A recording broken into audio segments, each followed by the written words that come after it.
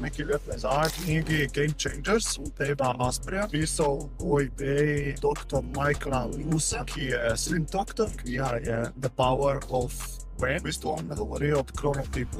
Jaz poznal, da so 4 različni kronotipi. Kronotip pomeni ritem med spanjem in bujenjem, oziroma da se ne bo prilagodevan. Najbolj razširjen je kronotip, ki je pojmoval medved. To večina populacije nekje ostane tukaj zgodaj, ker potem na delo, je najbolj aktivna med 8 in 16, to je med tem domov in razpad med 2 uri, nočna ptica je dal funka, volkovi zjutraj težko vstanejo, ker so vedno aktivni kasneje v dnevu in se lahko aktivni okoli na noč in v bistvu hodijo tudi spat najkasneje. Tretji je lev, kronotipi leva, so ljudje, ki vstanejo zgodaj, so na koncu